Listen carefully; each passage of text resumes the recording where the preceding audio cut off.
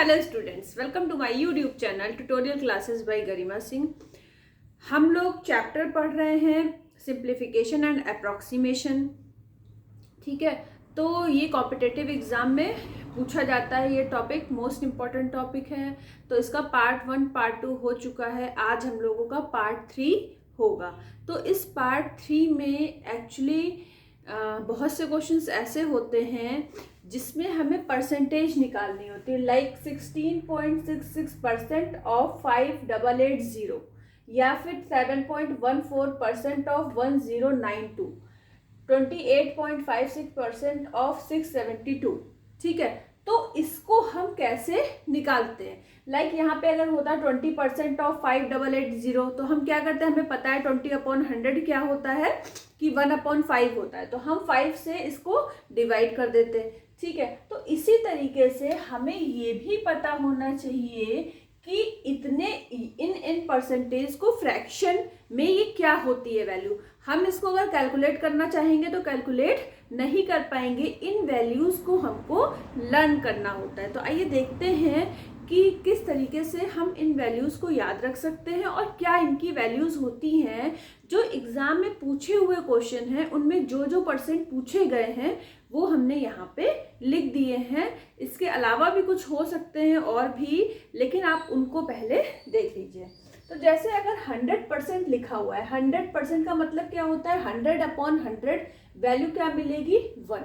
50% का मतलब 50/100 वैल्यू क्या मिलेगी 1/2। तो देखिए 100 का 50 हाफ है, तो यहाँ वैल्यू 1/2 आ गई। 50 का 25 हाफ है, तो इसमें फिर से 2 से हमने डिवाइड करा तो 1/4 मिल गई। 25 का हाफ होता है 12.5%, तो हमने फिर से इसमें क्या करा, 2 से डिवाइड कर दिया तो 1/8 मिल गया। और 12.5 का हाफ होता है 6.25%, तो 1/8 को डिवाइड करा अगेन 2 से, तो हमको मिल गया 1/16। तो ये तो वैल्यूज हो गई 100% से लेके 6.25% तक।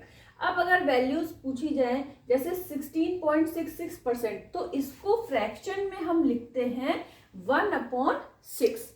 ठीक है, तो हम करते क्या, अगर इस वैल्यू को सॉल्व करना होता तो हम करते क्या कि 5880 को हम डिवाइड कर देते, किससे, 6 से डिवाइड कर देते, और हमको क्या मिल जाता, हमें यहाँ पे मिल जाता 980। ठीक है, इसी तरीके से अब देखिए 37.5% होता है 3/8।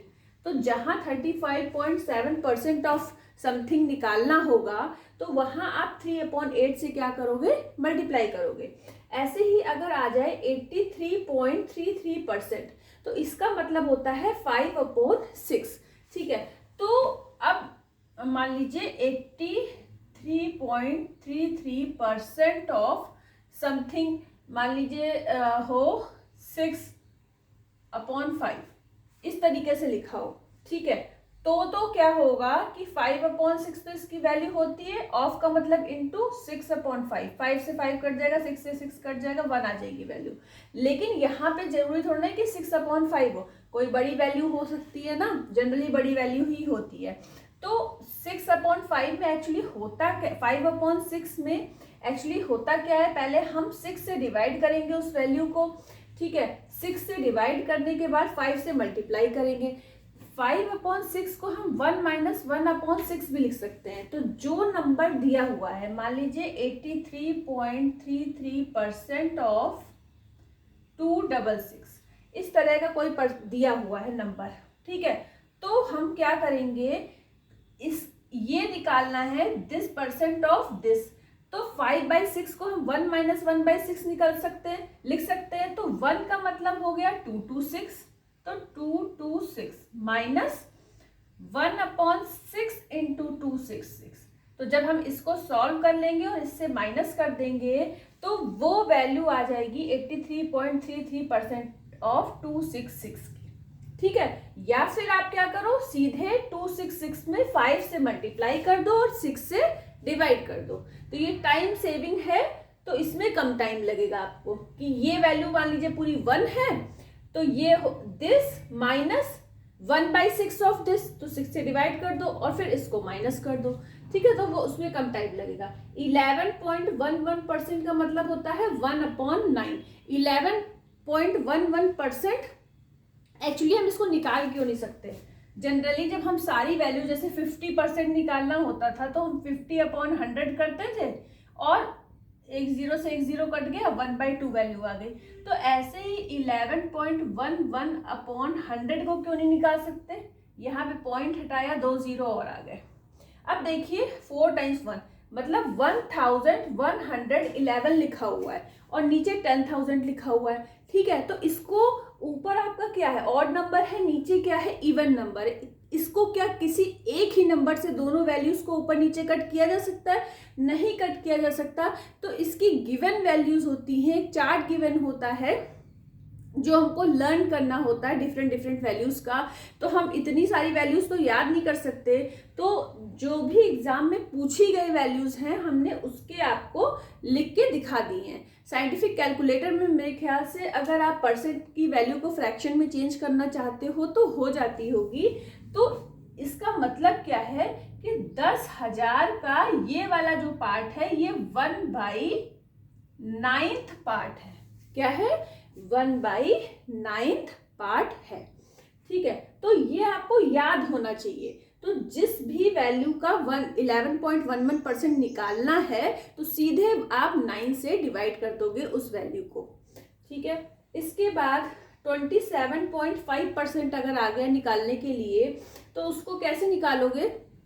27.5/100 करके निकालोगे। उधर कौन सी वैल्यू लिखी हुई है डिपेंड करता है, और फिर 27.5 से मल्टीप्लाई करने में कितना टाइम लग जाएगा आपका।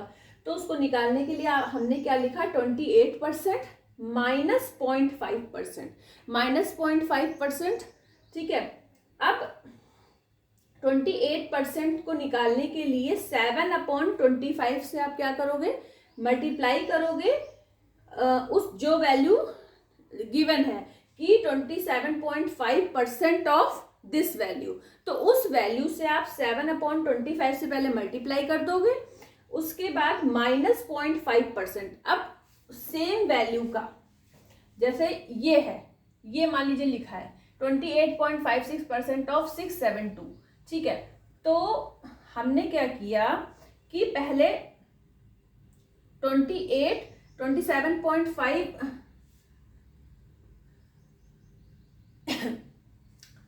ये तो एक डिफरेंट वैल्यू गिवन है जो इसके लिए है, अभी हम बता देंगे। 27.5 जैसे 27.5% ऑफ मान लीजिए सेम हमने ले ली 672। ठीक है, हमने इसको लिख लिया 28% माइनस 0.5%, तो यही बन गई 27.5। अब 28% क्या होती है? होता है 7/25। तो 7/25 में पहले हमने 672 से मल्टीप्लाई कर दिया, माइनस अब 0.5% तो निकालना आसान है, 0.5/100 तो मतलब 1/200, तो 672/200। फिर जो वैल्यू ये निकलेगी उससे आप ये माइनस कर दोगे तो आपका 27.5% ऑफ 672 निकल आए। ये क्यों किया गया है? टाइम को सेव करने के लिए। ठीक है, अब जैसे है 41.66% गिवन है तो 5/12 होती है इसकी वैल्यू। ठीक है, अब ये वैल्यूज तो आपको थोड़ी ध्यान में रखनी पड़ेंगी, यहां से लेके और यहां तक। ठीक है, इसके बाद ध्यान से देखिए 28.56% होती है 2/7।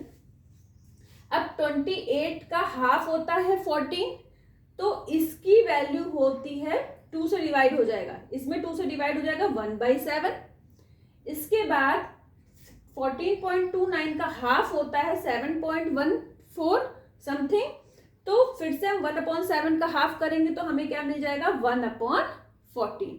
तो ये तो आप आसानी से इन वैल्यूज को याद रख पाओगे और इन वैल्यूज को भी आप आसानी से याद रख पाओगे। ध्यान देना है इन वैल्यूज पे कि इन वैल्यूज को आप कैसे याद करोगे। ठीक है, 33.33%, या फिर अगर ऐसे भी लिखा हो 33 1/3 तो भी आपका आपका जो वो निकलेगा फ्रैक्शन में वैल्यू वो 1/3 ही होती है। ठीक है, तो ये